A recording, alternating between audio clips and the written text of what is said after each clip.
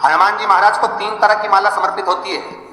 एक आकड़े के पत्ते की, दूसरी बेलपत्र के पत्ते की, तीसरी पीपल के पत्ते की। ये 3 तरह की माला जब हनुमान जी महाराज को समर्पित होती है, जिस समय पर अगर व्यक्ति के जीवन में बहुत भारी रोग हो गया है, बहुत ज्यादा कष्ट हो गया है, कैंसर जैसी बीमारी भी अगर उसको घेर ली है और किडनी लीवर सब बेकार हो गया, तो निवेदन है पीपल के पत्ते की माला बनवाओ 108 पत्ते की, और हनुमान चालीसा का हर पत्ते पर स्मरण करिए महाराज। आप हनुमान चालीसा पढ़ते जाओ, माला में गांठ लगाते जाइए, और वो माला जो व्यक्ति कैंसर से पीड़ित है हाथ का स्पर्श कराइए और शंकर को चढ़ाइए। केवल अष्टमी तिथि के दिन ये माला समर्पित होना चाहिए, शुक्ल पक्ष की अष्टमी के दिन।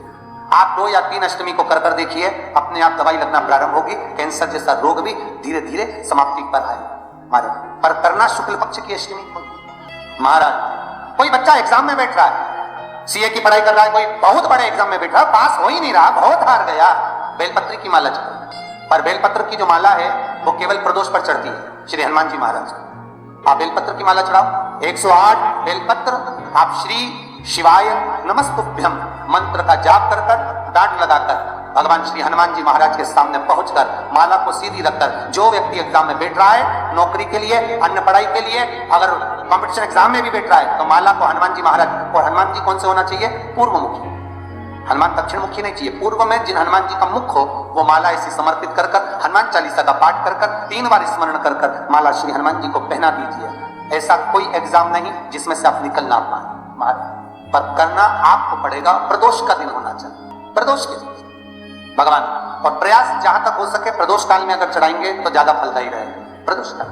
तीसरी है आंकड़े की माला महाराज। आंकड़े के पत्ते की जो माला होती है, ये माला कार्य की सिद्धि के लिए होती है। इसमें एक आंकड़े के पत्ते पर सीताराम लिखा जाता है, मात्र एक पत्ता ऐसा होता है जिस पत्ते पर सीताराम नहीं लिखा जाता। 108 पत्ते में से एक पत्ता, बस उस पत्ते को हथेली में रखकर उल्टा हाथ आपको रखना है और अपनी कामना कर उस पत्ते को बांध देना है। ये जरूरी नहीं है कि 25 के बाद बांधो, 50 के बाद बांधो या 100 के बाद बांधो, आपकी मर्जी पड़े। उस खाली पत्ते को कहीं पर भी बांध दीजिए और उस माला को अपनी कामना कर श्री हनुमान जी महाराज को समर्पित कर दीजिए महाराज। इसके लिए कोई तिथि, कोई दिन, कोई वार निश्चित नहीं, बस ये माला जब हनुमान जी को चढ़ जाए तब एक घी का और एक तेल का दिया हनुमान जी के सम्मुख में लंबी बाती का लगा देना महाराज, एक घी का एक तेल, और अपनी कामना कर आप आ जाइए।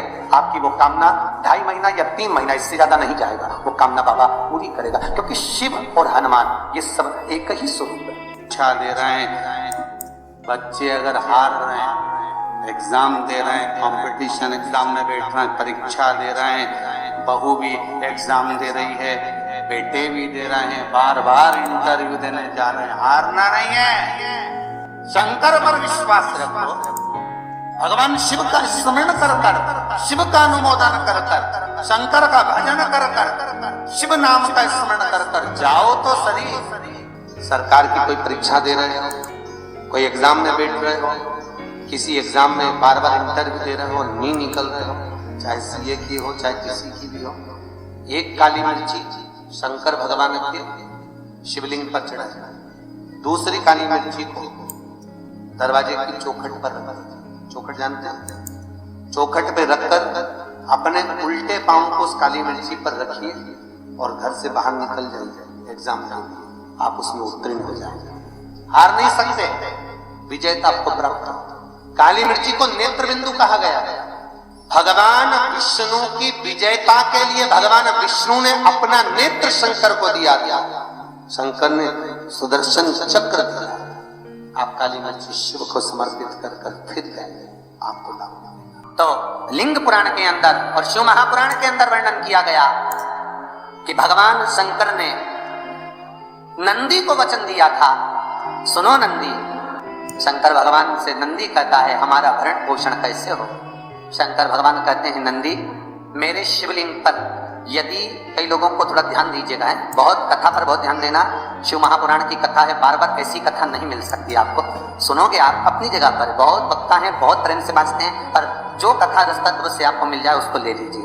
कोई वस्तु, कोई भोजन आप बना कर लेकर गए हो, कोई पकवान आप बना कर लेकर गए हो, कोई फल लेकर गए हो, यदि शिवलिंग पर वो पकवान, वो मिठाई, वो फल टच हो गया तो वो खाने के योग्य नहीं रहता, वो घर पर लेकर मत आना, मंदिर में ही छोड़कर आना। यदि भोजन, पकवान, मिठाई, शिवलिंग यहाँ पर है और भोजन का भोग तुमने इतनी दूर से लगाया है, फल इतनी दूर रखा है, वो शिवलिंग पर टच नहीं करा गया है, तो उस प्रसाद को, उस फल को आप पा सकते हो, उसको खा सकते हो। पर जो शिवलिंग पर टच हो गया, फिर वो केवल नंदी, श्रृंगी, भृंगी, प्रेतों का, भूतों का, आभूतों का भाग होता है। प्रेत भूत भाग, वो फिर खाने योग्य नहीं।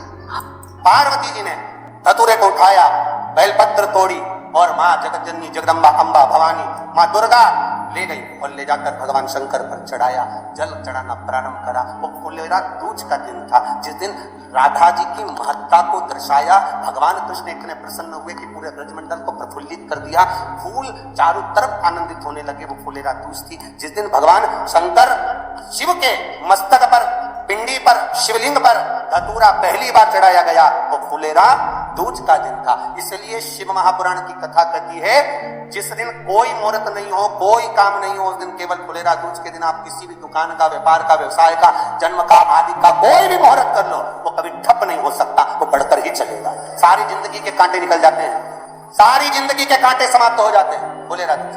कहते हैं दुनिया में सब दिन का दान, सब दिन का पुण्य समाप्त हो सकता है, और फुलेरा दूज का दान, पुण्य, सत्कर्म, भजन, कीर्तन, नाम स्मरण समाप्त नहीं होता। और आप तो किस्मत वाले हो, आज कौन सी तारीख है? प्रयास करना फुलेरा दूज के दिन शंकर भगवान का अगर ज्यादा शरीर में कष्ट हो, दुख हो, बीमारी हो, तकलीफ हो, उनके लिए सबसे सुंदर है जिनको मिर्गी आती है, जिनको चक्कर आ जाते हो, अचानक गिर जाते हो, हापड़ी भराने लगती हो थोड़ा सा चलने पर, श्वास फूल जाती हो ज्यादा चढ़ने पर, उनके लिए विशेष कि धतूरे की जड़ को, धतूरे का जो फल होता है उसकी जड़ महाराज निकाल कर, धोकर, उसको घिसकर शंकर भगवान पर उसका लेपन कर दीजिए।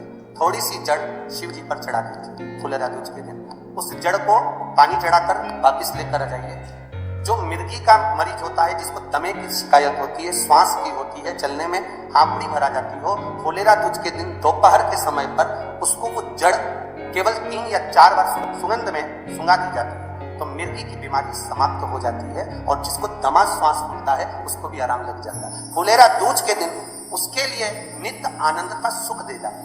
और भी ध्यान दें, जिसको बहुत भारी बीमारी हो, डॉक्टर कह रहे हैं कि ऑपरेशन की जरूरत है, ऑपरेशन कराना पड़ेगा, गांठ हो गई है, ये हो गया है, वो हो गया है, निवेदन है एक धतूरा फुलेरा दूज के दिन भगवान शंकर के शिवलिंग पर समर्पित करें, और 5 बेलपत्र नंदीश्वर भगवान पर अर्थात भगवान नंदी पर समर्पित करें। जीवन में कितनी बड़ी भी बीमारी होगी वो आगे नहीं बढ़ सकती, ऑपरेशन की जरूरत नहीं पड़ सकती, वो केवल